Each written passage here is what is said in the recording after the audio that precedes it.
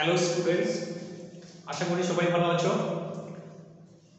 আমরা আলোচনা করছিলাম classification of elements and periodicity in properties. Previous ক্লাসে আমরা আলোচনা করেছিলাম আয়নাইজেশন এনার্জি সম্পর্কে। আজকে আলোচনা করব electron affinity or electron gain enthalpy সম্পর্কে। ইলেকট্রন আসক্তি সম্পর্কে আমরা আলোচনা করব। ইলেকট্রন এফিনিটি,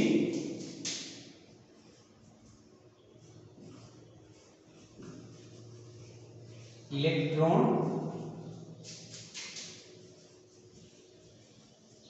এফিনিটি और electron gain enthalpy. Electron gain enthalpy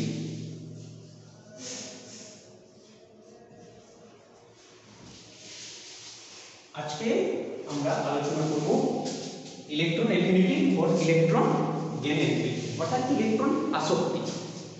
tendency to accept N electron, একটা ইলেকট্রনকে গ্রহণ করার যে আসক্তি সেটাকে বলা হয় ইলেকট্রন এফিনিটি।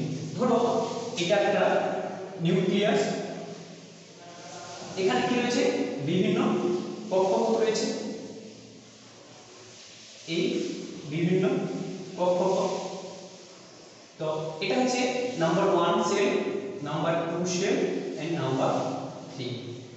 তো কি নেব, একটা গ্যাসীয় পরমাণু সর্ববহিস্থ কক্ষে ইলেকট্রন যুক্ত হলে যে পরিমাণ এনার্জি রিলিজড হয় তাকে আমরা কি বলবো না ইলেকট্রন এফিনিটি। তাহলে এটা দেখতে পাচ্ছি, এটাকে কি বলা হয় ভ্যালেন্স সেল।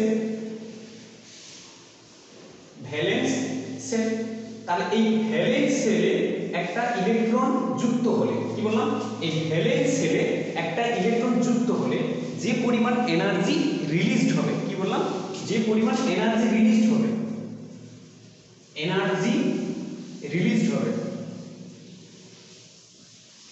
সেটাকেই বলা হয় কি ইলেকট্রন এফিনিটি। ইলেকট্রন এফিনিটি কাকে বললাম না, একটা গ্যাসীয় পরমাণু সর্ববহিস্থ কক্ষে একটি ইলেকট্রন যুক্ত হলে যে পরিমাণ এনার্জি রিলিজড হয় তাকে আমরা কি বলবো ইলেকট্রন এফিনিটি। তো ডেফিনেশনটা আমরা লিখে নেব, কি লিখব definition.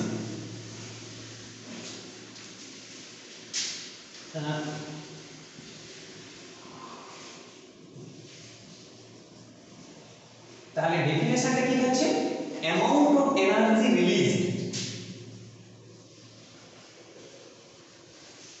Amount of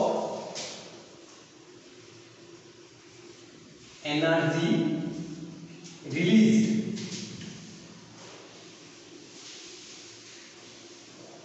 amount of energy released when an electron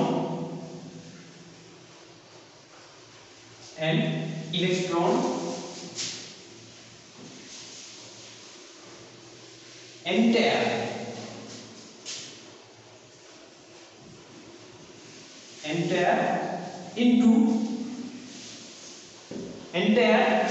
into outermost shell, into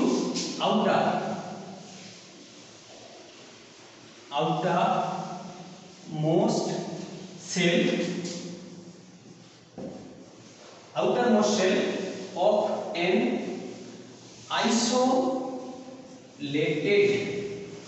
gaseous atom.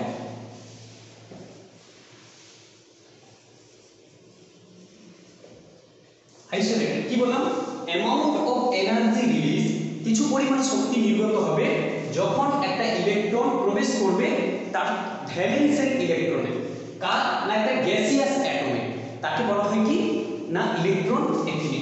আচ্ছা আমি এখানে গ্যাসিয়াস অ্যাটম নিলাম কেন, সলিড অ্যাটমও নিতে পারতাম। সলিড কেন নেই না, যদি আমি সলিড অ্যাটম নিতাম, সলিড অ্যাটমে কি হয় বলতো, সলিড অ্যাটমে এই solid in solid particle, solid স্টেটে কি থাকে না অ্যাটমগুলো একটার সঙ্গে আরেকটা অ্যাটম কি থাকে বলতো পরস্পর যুক্ত থাকে, স্ট্রং বন্ডেডের মাধ্যমে যুক্ত থাকে, অ্যাটাচ থাকে, পার্টিকেলগুলো কি থাকে স্ট্রংলি অ্যাটাচ থাকে। তো সলিড স্টেটে পার্টিকেলগুলো কি থাকে একটার সঙ্গে আরেকটা কি থাকে অ্যাটাচ থাকে ভেরি স্ট্রংলি, তাই সেখানে ইলেকট্রন বাইরের সেলে প্রবেশ করানো ভীষণ ডিফিকাল্ট হয়ে যায়। কি থাকে সলিড স্টেট, কি বলবো in solid state, in solid state particular, in solid state particles attached with each other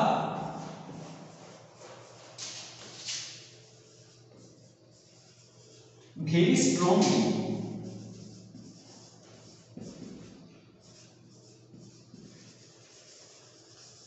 কি থাকে না সলিড স্টেটে একটা পার্টিকেল আরেকটা পার্টিকেলের সঙ্গে কি থাকে স্ট্রংলি অ্যাটাচ থাকে, যার জন্য কি হয় এর আউটার সেলে ইলেকট্রন প্রবেশ করানো ভীষণ কঠিন হয়ে যায়।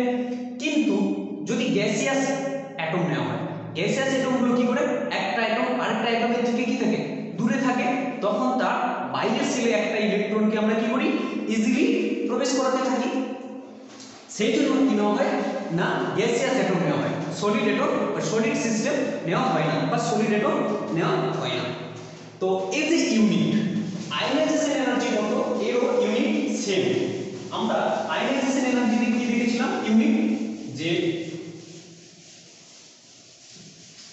সেম আয়নাইজেশনের মতো এরও ইউনিট সেম। ইউনিট কি হবে একটা ইউনিট হচ্ছে ইলেকট্রন ভোল্ট পার অ্যাটম, প্রতি অ্যাটমে ইলেকট্রন ভোল্ট, আর একটা হবে কি বললাম দ্বিতীয় যেটা হয় সেটা হচ্ছে kilojoule per mole. Same হচ্ছে আয়নাইজেশন এনার্জির মতো যে electron volt per atom and kilojoule per mole. আচ্ছা আমি বলেছি electron affinity or electron gain enthalpy, তাহলে ইলেকট্রন গেইন এনথ্যালপিটা কি? Electron gain enthalpy, electron gain enthalpy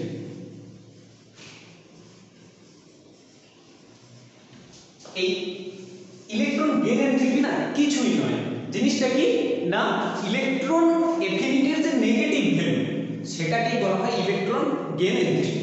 তো ইলেকট্রন গেইন এনথ্যালপিটাকে ডেল এইচ দ্বারা সিম্বল করা হয়। কি বলা হয় ডেল এইচ, ডেল এইচ সমান কি হবে minus of electron affinity, electron affinity, electron affinity, electron এফিনিটির এই ঋণাত্মক ভ্যালুটা হবে যেটা সেটাই হবে ইলেকট্রন গেইন এনথ্যালপি। এতে আমি উদাহরণ দিয়ে একটা দেখি, ধরো কি বললাম না ইলেকট্রন গেইন এনথ্যালপি হবে ইলেকট্রন এফিনিটি নেগেটিভ ভ্যালুকে বলা হয় ইলেকট্রন গেইন এনথ্যালপি। তাহলে দেখো ধরো এক্সাম্পল x একটা গ্যাসিয়াস অ্যাটম, এ কি করবে কিছু পরিমাণ ইলেকট্রন গ্রহণ করবে, ইলেকট্রন গ্রহণ করলে কি হবে x মাইনাস গ্যাসিয়াস এটাই পরিণত হয়ে যাবে, প্লাস কি করবে এ 8 ইলেকট্রন ভোল্ট এনার্জি রিলিজ করবে। কি বললাম না একটা গ্যাসিয়াস অ্যাটম একটা ইলেকট্রন গ্রহণ করবে, তার বাইরের পক্ষে সঙ্গে সঙ্গে কি করবে কিছু পরিমাণ শক্তি সে কি করবে রিলিজ করবে। কতটা পরিমাণ শক্তি রিলিজ করবে এখানে দেখছি 8 ইলেকট্রন ভোল্ট এনার্জি সে রিলিজ করবে। তাহলে এখানে কি হবে তার ইলেকট্রন এফিনিটি ভ্যালুটা কি হবে ইলেকট্রন এফিনিটি সমান প্লাস 8 ইলেকট্রন ভোল্ট। আর তাহলে এর ইলেকট্রন গেইন এনথ্যালপি কত হবে আমরা জানি ইলেকট্রন গেইন এনথ্যালপি হবে কি ইলেকট্রন এফিনিটি নেগেটিভ ভ্যালু, সুতরাং নেগেটিভ ইলেকট্রন ভোল্ট। এই এরপরে যেটা আমরা আলোচনা করব সেটা হচ্ছে factors affecting electron affinity, factors of electron affinity.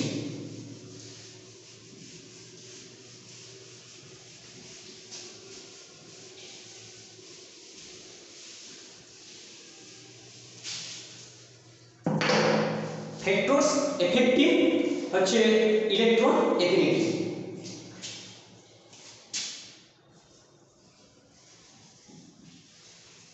Factors affecting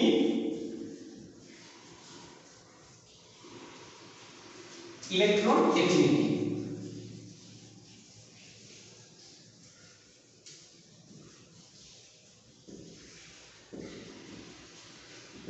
কোন কোন ফ্যাক্টরগুলো ইলেকট্রন এফিনিটিতে কাজ করে? এক নম্বর হচ্ছে কি নিউক্লিয়ার চার্জ। কি বললাম? Nuclear charge.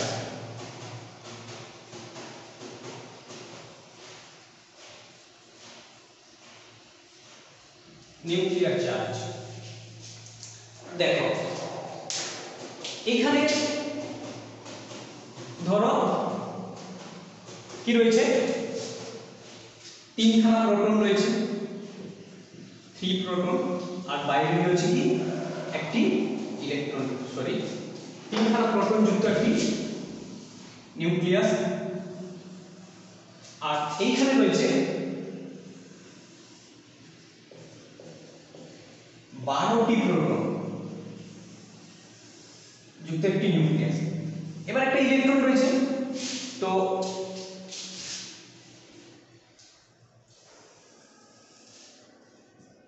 এখানে দেখতে পাচ্ছি এখানে 3টি প্রোটন যুক্ত কি নিউক্লিয়াসে 3টি প্রোটন যুক্ত রয়েছে, আর এই এটমের ক্ষেত্রে কি রয়েছে নিউক্লিয়াসে 12টি প্রোটন রয়েছে।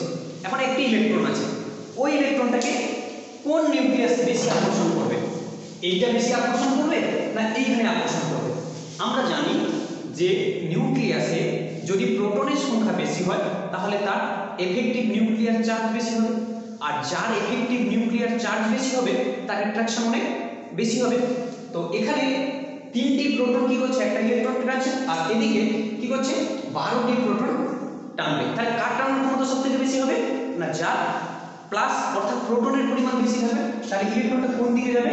না এই দিকে অ্যাট্রাক্টেড হবে, বেশি পরিমাণ অ্যাট্রাক্টেড হয়ে যাবে। অর্থাৎ নিউক্লিয়ার চার্জ যত বেশি হবে তার ইলেকট্রন অ্যাকসেপ্ট করার টেন্ডেন্সি তত বেশি হবে, সুতরাং তার ইলেকট্রন অ্যাফিনিটিও তত বেশি হবে।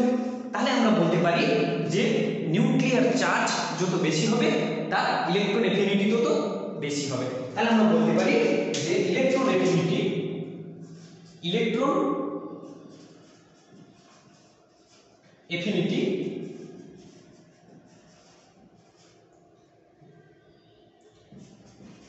কি বললাম? Directly proportionate with nuclear charge. Nuclear charge যে তাহলে কি হবে? নিউক্লিয়ার চার্জ যত বেশি হবে তার ইলেকট্রন অ্যাফিনিটি তত বেশি হবে। একটা উদাহরণ নেই, কি নেব?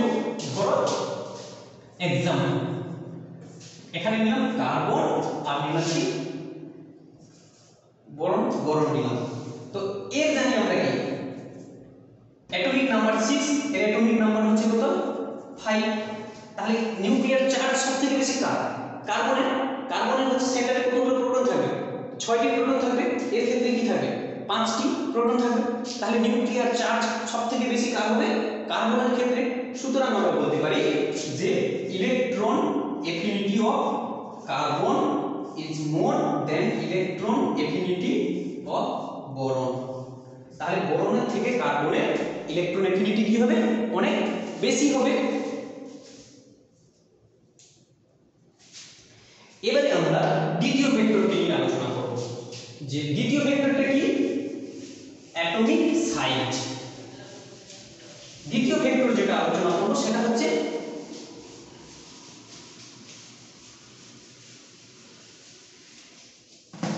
Atomic size. অ্যাটমিক সাইজ ধরো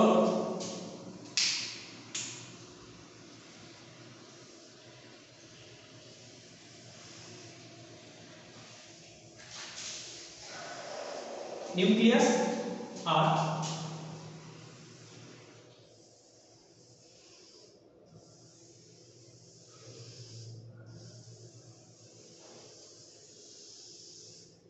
এই হচ্ছে একটা নিউক্লিয়াস।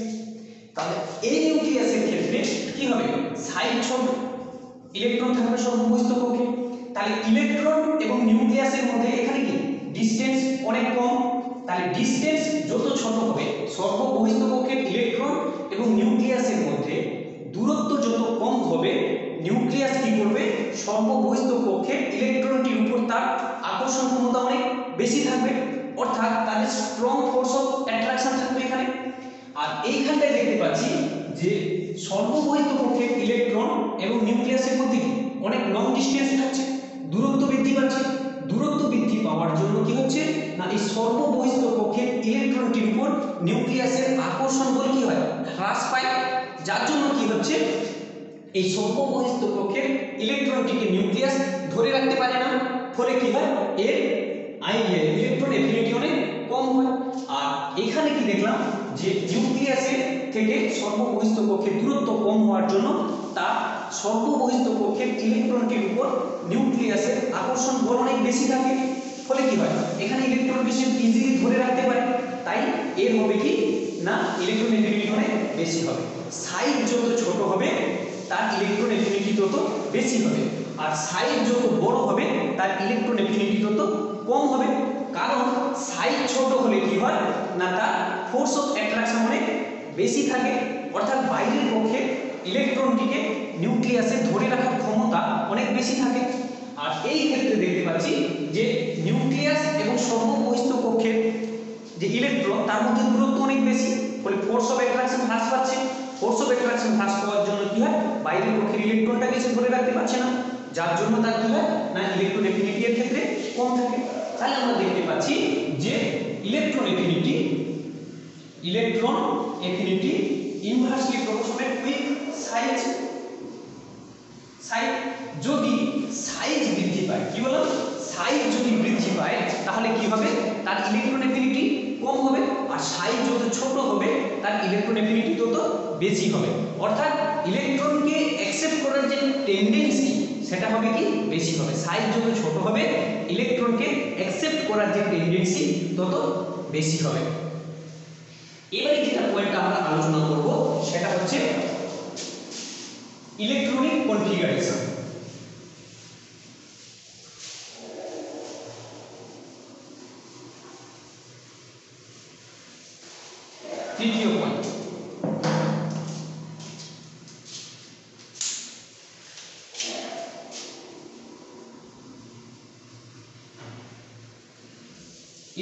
তৃতীয় পয়েন্ট ইলেকট্রনিক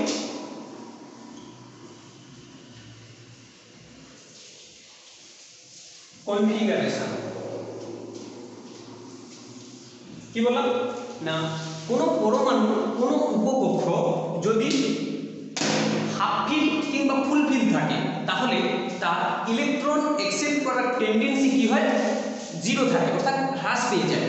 কি বললাম না কোন পরমাণু কোন উপকক্ষ যদি হাফ ফিল থাকে বা ফুল ফিল থাকে তাহলে কি হয় না তার ইলেকট্রন গ্রহণ করার টেন্ডেন্সি কমে যায়। কারণ একটা পরমাণু যখন ইলেকট্রনিক কনফিগারেশন হাফ ফিল বা ফুল ফিল স্টেটে থাকে তখন তার স্টেবিলিটি অনেক বেশি থাকে। যখনই সে বাইরে থেকে একটা ইলেকট্রনকে গ্রহণ করতে চাইবে তার স্টেবিলিটি নষ্ট হয়ে যাবে। তাই একটা অ্যাটম কখনো চাইবে না যে বাইরে থেকে একটা ইলেকট্রন গ্রহণ করে তার স্টেবিলিটি নষ্ট হোক। তাহলে কি বললাম যে যদি p3 থাকে তাহলে কি থাকে এটি হাফ ফিল থাকে, তিনটি ইলেকট্রন থাকে তাহলে p সাবসেল তাহলে কি হবে এর স্টেবিলিটি অনেক বেশি থাকে। কিংবা p সাবসেলে যদি কোন থাকে 6টা ইলেকট্রন থাকে ফুল ফিল থাকে তাহলে কি হবে এর স্টেবিলিটি অনেক বেশি থাকে। যখনই একটা ইলেকট্রন বাইরে থেকে প্রবেশ করতে চাইবে তখন কি হবে না এদের স্টেবিলিটিটা নষ্ট হয়ে যাবে। কিংবা যখন এই ফুল ফিল ইলেকট্রনিক কনফিগারেশনে একটা ইলেকট্রন প্রবেশ করতে চাইবে তখন কি হবে তার স্টেবিলিটি নষ্ট হয়ে যাবে। তাই p হাফ ফিল কিংবা ফুল ফিল অবস্থায় কোনো উপকক্ষ চাইবে না যে তার স্টেবিলিটি নষ্ট হোক। ঠিক একইভাবে যদি আমরা d সাবসেলের ক্ষেত্রে বলি d তে কতগুলো থাকে যদি 5টি ইলেকট্রন থাকে তাহলে কি হবে হাফ ফিল স্টেটে থাকবে, সুতরাং এর স্টেবিলিটি অনেক বেশি থাকবে। যদি ফুল ফিল থাকে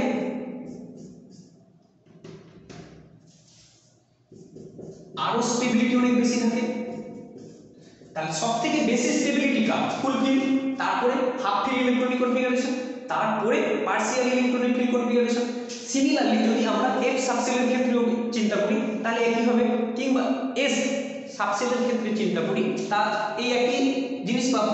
তাহলে আমরা দেখব যে ফর হাফ ফিল কিংবা full fill electronic configuration electron affinity 0 হয়। কি বললাম, এই এদের ক্ষেত্রে ইলেকট্রন এফিনিটি কি হবে, ইলেকট্রন এফিনিটি 0, ইলেকট্রন এফিনিটি কি হয় 0। তো হাফ ফিল কিংবা ফুল ফিল এর ক্ষেত্রেও ইলেকট্রন এফিনিটি কি হবে 0 হবে, আর এর ক্ষেত্রেও ইলেকট্রন এফিনিটি সমান 0 হবে।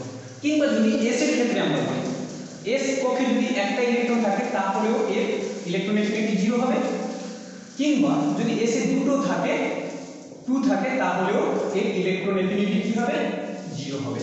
তাহলে কি বললাম, for half fill or full fill electronic configuration electron affinity 0। তাহলে লিখব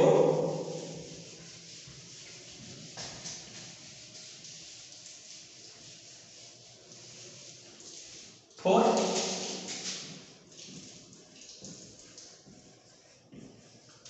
half fill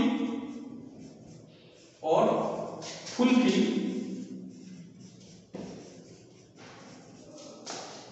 electronic configuration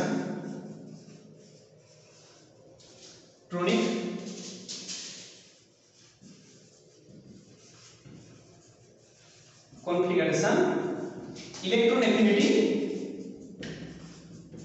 equal to 0। এটা একটা মোস্ট ইম্পর্টেন্ট হচ্ছে টার্ম, মনে রাখবে। এরপরে আমি বারবার এটাকে কথাটা বলবো যে half fill or full fill electronic কনফিগারেশনের জন্য ইলেকট্রন এফিনিটি ভ্যালু কত হয় 0 হয়। Half fill or full fill electronic কনফিগারেশনের জন্য ইলেকট্রন এফিনিটির ভ্যালু কি হয় 0 হয়, মনে রাখবে। এরপরে আমরা আলোচনা করব variation of electron affinity, variation of electron affinity.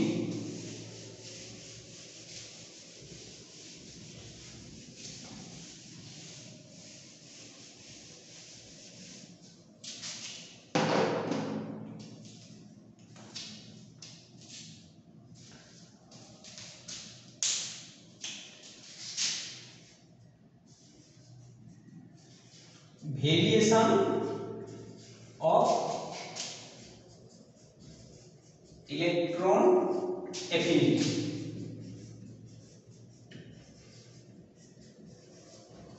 Electron affinity হচ্ছে ভেরিয়েশন। কি আলোচনা করব, অ্যালং এ পিরিয়ড। সবথেকে প্রথমে যেটা আলোচনা করব অ্যালং এ পিরিয়ড। পিরিয়ড বরাবর হচ্ছে ইলেকট্রন এফিনিটি ভেরিয়েশন। দেখো, যদি আমরা পিরিয়ডিক টেবিলে লেফট টু রাইটে যাই, পর্যায় সারণীর পর্যায় বরাবর যদি আমরা লেফট থেকে রাইটে যাই, কি করি, যদি লেফট টু রাইটের দিকে যাই তাহলে কি হবে, নিউক্লিয়ার চার্জ বৃদ্ধি পাবে। আমরা কি জানি, নিউক্লিয়ার চার্জ কি হবে বৃদ্ধি পাবে। আচ্ছা, নিউক্লিয়ার চার্জ যদি বৃদ্ধি পায় তাহলে কি হবে, তার সেখানে ফোর্স অফ অ্যাট্রাকশন বাড়বে, আর ফোর্স অফ অ্যাট্রাকশন বাড়লে কি সাইজ ডিক্রিজ করবে। সুতরাং কি হবে, সাইজ ডিক্রিজ করবে, সাইজ কি হবে ডিক্রিজ করবে। আর সাইজ যত ছোট হবে তত কি হবে, ইলেকট্রন এফিনিটি বেশি হবে। সাইজ ডিক্রিজ করলে ইলেকট্রন এফিনিটি কি হবে ইনক্রিজ করবে। কারণটা কি না, একটু আগে আমরা জেনেছি যে electron affinity inversely proportional with size, তাই না। সাইজ যত, আমরা দেখছি electron affinity inversely proportional with size. Size যত বড় হবে তার ইলেকট্রন এফিনিটি তত কম হবে, এবং সাইজ যত ছোট হবে তার ইলেকট্রন এফিনিটি তত বেশি হবে। তাহলে পর্যায় সারণীর যত বাম দিক থেকে ডান দিকে যাব তত কি হবে, এলিমেন্টগুলোর ইলেকট্রন এফিনিটি তত বেশি হবে, অর্থাৎ tendency to accept N electron কি থাকবে বেশি থাকবে। তো এবারে আমরা কিছু উদাহরণ নেব। ধরো উদাহরণ period 3,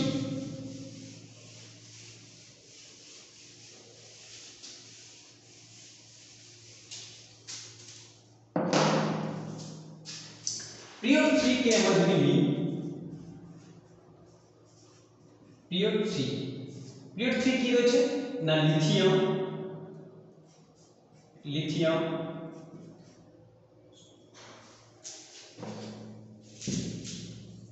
beryllium 4, boron 5, carbon 6, nitrogen 7, oxygen 8, fluorine 9 and neon 10। তাহলে আমরা কি জেনেছি না যখনই এই লেফট থেকে রাইটের দিকে এগিয়ে যাব তখন কি হবে, নিউক্লিয়ার চার্জ বৃদ্ধি পাবে। আর নিউক্লিয়ার চার্জ বৃদ্ধি পাবে কি বললাম, নিউক্লিয়ার চার্জ ইনক্রিজ করবে। আর নিউক্লিয়ার চার্জ যদি ইনক্রিজ করে সাইজ কি হবে, ডিক্রিজ করবে। আর সাইজ যত ছোট হবে কি জানি তার ইলেকট্রন এফিনিটি তত বাড়বে, অর্থাৎ ইলেকট্রন এফিনিটি কি হবে, ইনক্রিজ করবে। আমরা তাহলে বললাম পিরিয়ডিক টেবিলে লেফট টু রাইটের দিকে যত আসবে, কি বললাম, পর্যায় সারণী যত বাম দিক থেকে ডান দিকে আসবে তত নিউক্লিয়ার চার্জ বৃদ্ধি পাবে। আর নিউক্লিয়ার চার্জ বৃদ্ধি পেলে কি হবে, তার সাইজ ছোট হবে। সাইজ যদি ছোট হয় কি বললাম, ইলেকট্রন এফিনিটি বেশি হবে। তাহলে তার জেনারেল যে ট্রেন্ড, জেনারেল ট্রেন্ড কি হবে, জেনারেল ট্রেন্ড, এই জেনারেল ট্রেন্ড কি হবে, তার সবথেকে অর্ডারটা হবে lithium, beryllium, boron, carbon, nitrogen, oxygen, fluorine, neon. তাহলে এই ট্রেন্ডটা হওয়া উচিত ছিল, কিন্তু প্রকৃতপক্ষে এই ট্রেন্ডটা ঠিক নয়, এটা একটু ভুল রয়েছে। এই ট্রেন্ডে কিছুটা সংশোধন আমাদের করতে হবে। সংশোধনটা কি না, আমরা ইলেকট্রনিক কনফিগারেশন জেনেছি, আমরা জেনেছি যদি হাফ ফিল কিংবা ফুল ফিল ইলেকট্রনিক কনফিগারেশন থাকে তাহলে তার ইলেকট্রন এফিনিটি ভ্যালু 0 হয়। তাহলে আমরা দেখব যে এদের ইলেকট্রনিক কনফিগারেশন করে তার উপর ভিত্তি করে আমরা কি করব, এই ইলেকট্রন এফিনিটির অর্ডারটাকে সাজাবো। শুধু নিউক্লিয়ার চার্জ কিংবা সাইজের উপর ভিত্তি করে আমরা এই ইলেকট্রন এফিনিটির অর্ডার সাজাতে পারি না। তাহলে ইলেকট্রন এফিনিটির অর্ডার আমাদের সাজাতে গেলে কি করতে হবে, এক নম্বর নিউক্লিয়ার চার্জ দেখতে হবে, সাইজ দেখতে হবে, ইলেকট্রন এফিনিটি দেখতে হবে। তাহলে ইলেকট্রন এফিনিটির উপরে যেটা হবে সেটা হলে এখানে একটু চেঞ্জ হবে। কি চেঞ্জ হবে, যদি এদের আমরা প্রত্যেকের কি লিখি, অ্যাটমিক নাম্বার লিখি। লিথিয়াম হচ্ছে লিথিয়াম 3, 4, 5, 6, 7, 8, 9, 10 এদের প্রত্যেকের অ্যাটমিক নাম্বার। এবারে আমরা দেখব কি ইলেকট্রনিক কনফিগারেশন। এর ইলেকট্রনিক কনফিগারেশন 1s2, 2s1, এখানে হচ্ছে কি 2s2, এটা হচ্ছে 2s2 আর হচ্ছে 2p1, 2s2, 2p2, কার্বনের ক্ষেত্রে 2s2, 2p3, তারপরে হচ্ছে oxygen 2s2, 2p4 R fluorine 2s2, 2p5 and এটা হচ্ছে 2s2, 2p6। তো দেখতে পাচ্ছ যে এখানে ইলেকট্রনিক কনফিগারেশন কি রয়েছে, নিয়নের ফুলফিল রয়েছে। নিয়নের ক্ষেত্রে হচ্ছে কি ফুলফিল ইলেকট্রনিক কনফিগারেশন রয়েছে। আর রয়েছে নাইট্রোজেনের ক্ষেত্রে কি রয়েছে, হাফ ফিল ইলেকট্রনিক কনফিগারেশন রয়েছে। আর রয়েছে কি না বেরিলিয়ামে দেখতে পাচ্ছি এর ফুলফিল ইলেকট্রনিক কনফিগারেশন রয়েছে। তো এখানে দেখতে পাচ্ছি ইলেকট্রনিক কনফিগারেশন, এটা হচ্ছে ফুলফিল। এখানে দেখতে পাচ্ছি হাফ ফিল ইলেকট্রনিক কনফিগারেশন, আর এখানে দেখতে পাচ্ছি ফুলফিল ইলেকট্রনিক কনফিগারেশন দেখতে পাচ্ছি। তো আমরা জানি ফুলফিল এবং হাফ ফিলের ইলেকট্রনিক কনফিগারেশন 0 হয়। তাহলে এদেরকে আমরা কি অর্ডার করব না, এদের যদি আমরা অ্যারেঞ্জ করি তাহলে কি হবে না, এদের অ্যারেঞ্জ করলে কি হবে একটু মুছে নেই। তো এদের অর্ডারটা তাহলে কি হবে, যাদের 0 হবে তাদের সবথেকে প্রথমে লিখব, তাহলে সবথেকে ইলেকট্রন আসক্তি কম কার, নিয়নের হবে। তাহলে সবথেকে কম হবে নিয়ন, তারপরে হবে কি ফুলফিল বেরিলিয়াম, তারপরে হাফ ফিল রয়েছে নাইট্রোজেন।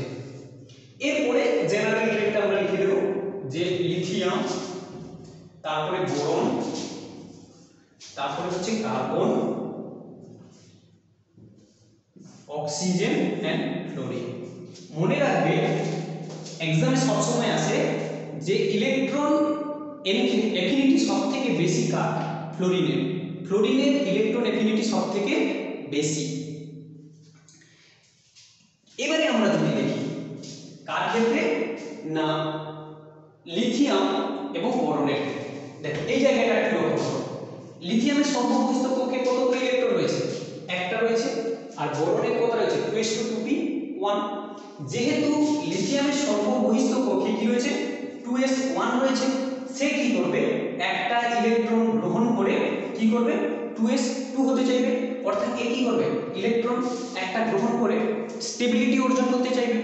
কারণ আমরা জানি যে হাফ ফিল ফুল ফিল অবস্থায় ইলেকট্রনগুলো কি থাকে মোর স্টেবল থাকে, সেই জন্য লিথিয়াম কি করবে সব সময় এই হাফ ফিল অবস্থায় আছে, একটা ইলেকট্রন গ্রহণ করলে কি ফুল ফিল স্টেটে চলে যাবে, একটা ইলেকট্রন মাত্র গ্রহণ করলে ফুল ফিল স্টেটে চলে যাবে। তাই এ কি করবে একটা ইলেকট্রন গ্রহণ করে 2s2 হয়ে যাবে। আর বোরনের ক্ষেত্রে যদি আমরা দেখি 2p তে একটা ইলেকট্রন রয়েছে, তাহলে এ যদি ইলেকট্রন গ্রহণ করে 2p1 + 1, তাহলে কি হবে এর 2p2 হবে, তাই কি না? তো এর ক্ষেত্রে কি হবে এ ইলেকট্রন বোরনের থেকে লিথিয়ামের ইলেকট্রন গ্রহণ করার টেন্ডেন্সি অনেক বেশি। কারণটা কি না লিথিয়াম যদি একটা ইলেকট্রন গ্রহণ করে তাহলে সে কি করবে ফুলফিল স্টেটে চলে যাবে, মোর স্টেবল হয়ে যাবে। তাই কি করবে লিথিয়াম বোরনের থেকে লিথিয়ামের কি হবে ইলেকট্রন গ্রহণ করার যে টেন্ডেন্সি সেটা অনেক বেশি হবে। তাহলে এদের অ্যাকচুয়াল অর্ডারটা কি হবে না অ্যাকচুয়াল অর্ডার হবে কি অ্যাকচুয়াল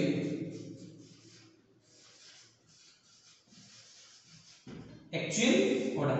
তাহলে এদের অ্যাকচুয়াল অর্ডারটা কি হবে না সবথেকে কম নিয়ন, তারপরে বেরিলিয়াম, তারপরে হচ্ছে নাইট্রোজেন, তারপরে বোরন, এরপরে লিথিয়াম, তারপরে কার্বন, অক্সিজেন এন্ড ফ্লোরিন। এই হচ্ছে অ্যাকচুয়াল অর্ডার। তো আমাদেরকে পরীক্ষায় কিন্তু এই অ্যাকচুয়াল অর্ডারটা লিখতে দেবে। পরীক্ষায় ছোট ছোট কোশ্চেন হবে 1 নাম্বার করে, 3টে 4টে করে এলিমেন্ট দিয়ে দেবে, cation anion and neutral atom দিয়ে দেবে কিছু, সেখানে বলবে তাদেরকে ইলেকট্রন এফিনিটির অর্ডারে সাজাও, কিংবা আয়নাইজেশন অর্ডারের ভিত্তিতে সাজাও, কিংবা রেডিয়াসের ভিত্তিতে সাজাও। তো আমরা সেটা পরপর শিখছি।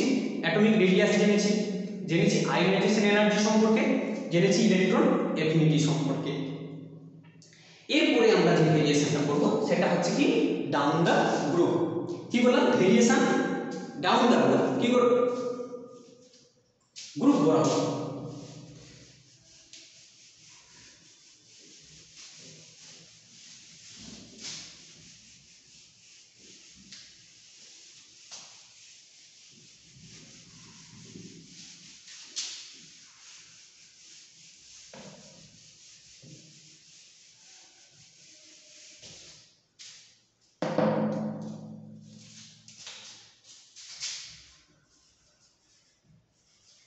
Variation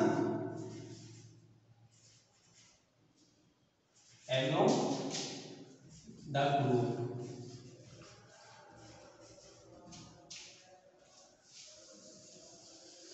গ্রুপ বরাবর এদের কি ভেরিয়েশন, ইলেকট্রন এফিনিটির ভেরিয়েশনটা কি।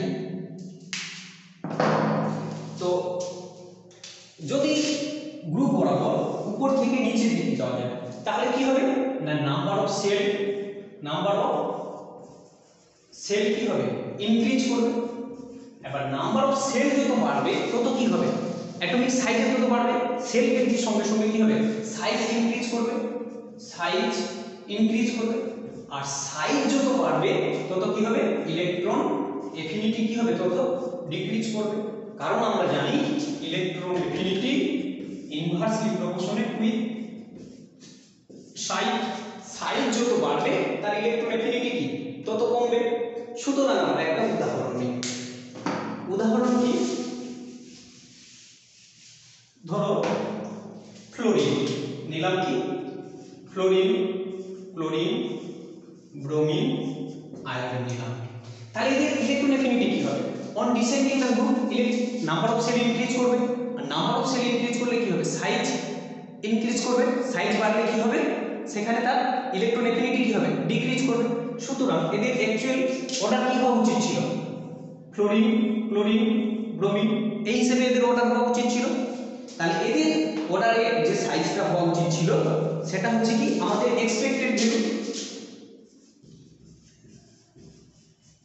এক্সপেক্টেড অর্ডার কি হবে,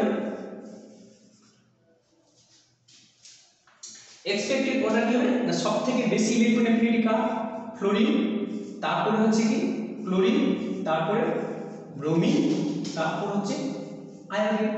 কিন্তু রিয়েলিটিতে এটা ভুল, এই অর্ডার হয় না। বাট ইন রিয়েলিটি ক্লোরিনের হচ্ছে কি ইলেকট্রন আসক্তি ফ্লোরিনের থেকে বেশি, কিন্তু রিয়েলিটিতে কি হয় ক্লোরিনের ইলেকট্রন আসক্তি ফ্লোরিনের থেকে বেশি ইন রিয়েলিটি।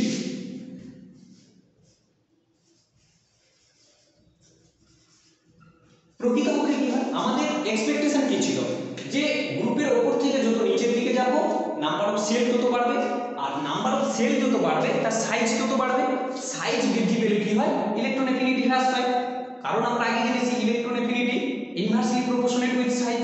তো সেই হিসেবে এটা হওয়া উচিত ছিল, কিন্তু প্রকৃতপক্ষে দেখা যাচ্ছে যে ক্লোরিনের ইলেকট্রন আসক্তি ফ্লোরিনের থেকে বেশি। কেন পরীক্ষায় প্রায় আসে যে ক্লোরিনের ইলেকট্রন আসক্তি ফ্লোরিনের থেকে বেশি কেন, কিংবা বোরনের থেকে অ্যালুমিনিয়ামের ইলেকট্রন আসক্তি বেশি, নাইট্রোজেনের থেকে ফসফরাসের ইলেকট্রন আসক্তি কেন বেশি, ফ্লোরিনের থেকে ক্লোরিনের কেন ইলেকট্রন আসক্তি বেশি।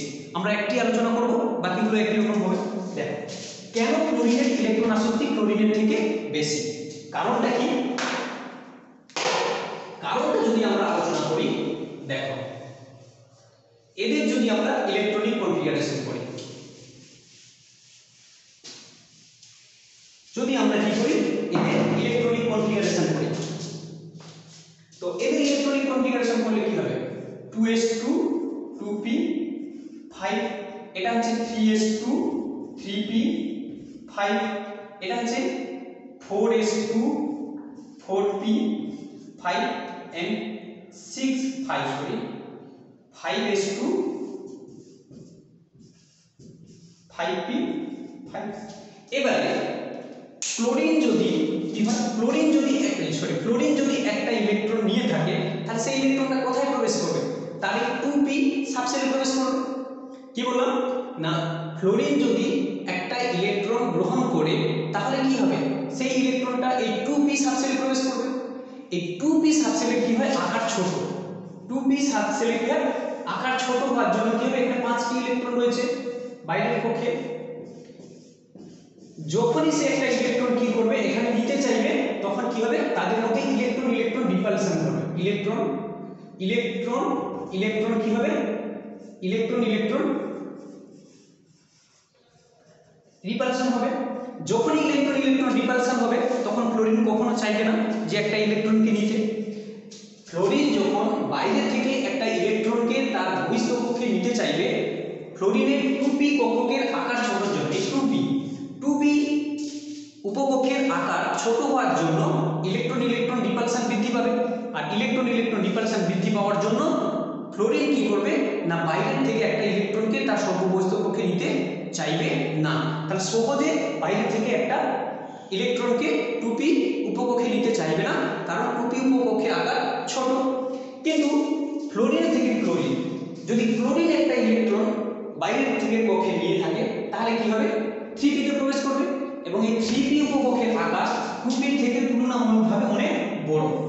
কি বললাম 2p থেকে তুলনামূলকভাবে অনেক বড়, এবং এ কি করবে ইজিলি এই ইলেকট্রনটাকে তার বাইরের কক্ষে নিতে পারবে, অ্যাকসেপ্ট করে নিতে পারবে। তাহলে 3p উপকক্ষে আকার বড় থাকার জন্য এই ক্লোরিন কি করবে না একটা ইলেকট্রনকে অ্যাকসেপ্ট করার টেন্ডেন্সি ফ্লোরিনের থেকে বেশি। তাহলে কি বললাম না ফ্লোরিনের 2p উপকক্ষের আকার ছোট হওয়ার জন্য এই ইলেকট্রনকে অ্যাকসেপ্ট করার টেন্ডেন্সি অনেক কম হয়, কারণ সেখানে ইলেকট্রন রিপালশন হয়। কিন্তু ক্লোরিন কি করে তার 3p উপকক্ষের আকার বড় হওয়ার জন্য এখানে কোনো ইলেকট্রন রিপালশন হয় না, সুতরাং ইজিলি সে কি করবে ইলেকট্রনটাকে গ্রহণ করতে পারবে। তাই ক্লোরিনের ইলেকট্রন গ্রহণ করার আসক্তি ফ্লোরিনের থেকে কি হয় বেশি হয়। তাহলে অ্যাকচুয়াল অর্ডারটা কি হবে না এদের অ্যাকচুয়াল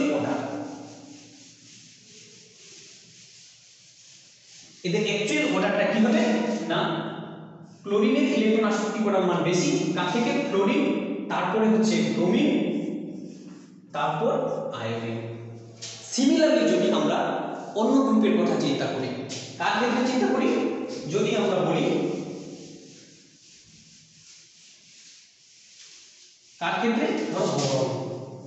অ্যালুমিনিয়াম, গেলিয়াম, ইন্ডিয়াম, থেলিয়াম।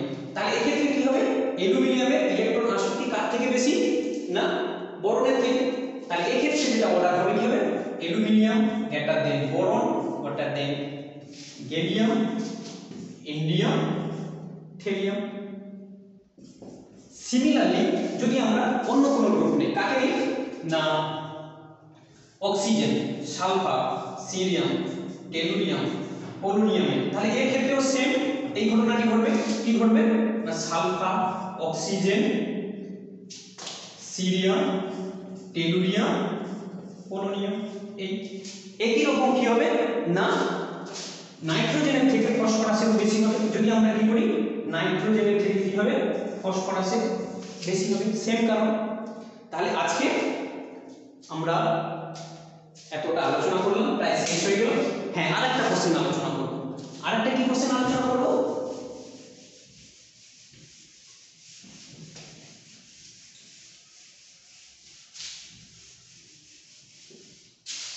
না বেরিলিয়াম, ম্যাগনেসিয়াম, নাইট্রোজেন এদের ইলেকট্রন এফিনিটি পজিটিভ কেন?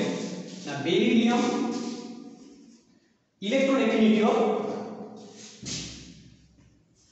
electron affinity of beryllium, magnesium, nitrogen are positive.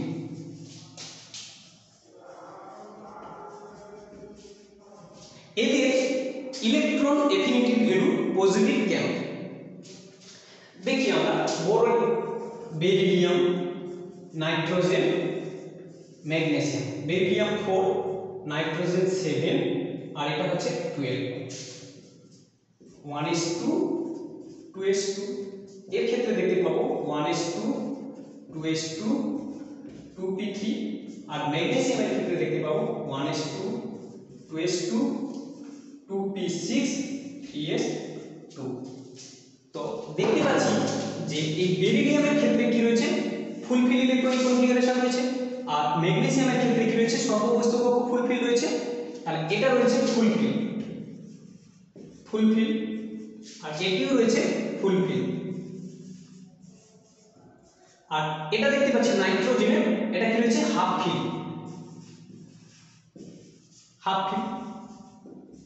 তো কোন পরমাণু সর্ববহিস্থ কক্ষ যদি হাফ ফিল ও ফুলফিল থাকে তাহলে তার স্টেবিলিটি কি থাকে অনেক বেশি থাকে। এ কি করবে ইজিলি বাইরে থেকে ইলেকট্রন অ্যাকসেপ্ট করতে চাইবে না।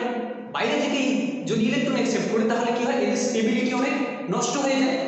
তাই এতে ইলেকট্রন প্রবেশ করাতে হলে অনেক বেশি পরিমাণ শক্তির প্রয়োজন হয়। তাই বেরিলিয়াম, ম্যাগনেসিয়াম, নাইট্রোজেন এদের কি হয় ইলেকট্রন এফিনিটি পজিটিভ হয়। এতে ইলেকট্রন প্রবেশ করাতে গেলে অনেক বেশি শক্তির প্রয়োজন হয়, অনেক বেশি শক্তি শোষণ করে তবেই এ কি করে ইলেকট্রন তার বাইরের পক্ষে প্রবেশ করে। তাহলে আরেকবার বললাম যে বেরিলিয়াম এবং ম্যাগনেসিয়াম এর সর্ববহিস্থ কক্ষ ফুলফিল রয়েছে এবং নাইট্রোজেন এর সর্ববহিস্থ কক্ষ হাফ ফিল রয়েছে। হাফ ফিল এবং ফুলফিল অবস্থায় এলিমেন্ট কি করে সবথেকে বেশি স্টেবিলিটি থাকে বা স্টেবল থাকে। তো একে স্টেবল সাবসেলে একটা ইলেকট্রন প্রবেশ করাতে গেলে অনেক বেশি শক্তির প্রয়োজন হয়। এই জন্য বেরিলিয়াম, ম্যাগনেসিয়াম, নাইট্রোজেন এদের ইলেকট্রন এফিনিটি কি হয় পজিটিভ হয়। আজকে এতটা।